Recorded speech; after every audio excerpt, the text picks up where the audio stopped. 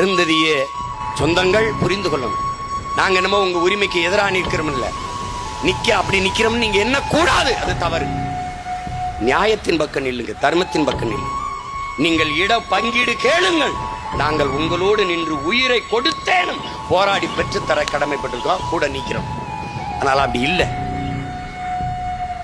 அந்த சமூக மக்களினுடைய தலைவராக இருக்கிற அண்ணன் அதிகமானவர்கள் சொல்கிறார்கள், நாங்கள் இட ஒதுக்கீடு தான், இட பங்கீடு தான் ஐயா கருணாநிதி கேட்டோம், உள்ஒதுக்கீடு கேட்கல. உள்ஒதுக்கீடு கொடுத்தது அவரு, அதுவும் அவர் கொடுக்க முடியல, அவர் இறந்துறாரு. அதுக்கு பிறகு வந்த ஐயா ஸ்டாலின் தான் அதை அந்த கொண்டு வரார். அப்ப எதிர்ப்பு இல்லாம அது நிறைவேறிடுது. இப்ப போயிட்டு இதனால என்னென்ன பிரச்சனை? இந்த பாரு பிரச்சனை, இந்த பாரு பிரச்சனை, இந்த பாரு படிக்கிறேன் பாரு.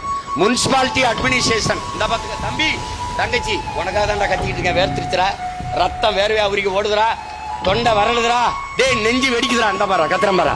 டேய் 1933 இடம்டா மொத்தம் மாநகராட்சி நிர்வாகம். அதுல பாரா 1933 இடத்துல 3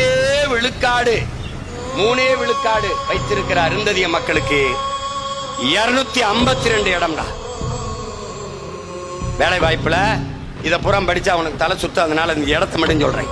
252 இடம், 15 விழுக்காடு வச்சிருக்கிற பறையர் தேவேந்திரர் பழங்குடி மக்களுக்கு 212 இடம்டா. 15 விழுக்காடு வச்சிருக்கவனுக்கு 212, 3 விழுக்காடு வச்சிருக்கவனுக்கு 252.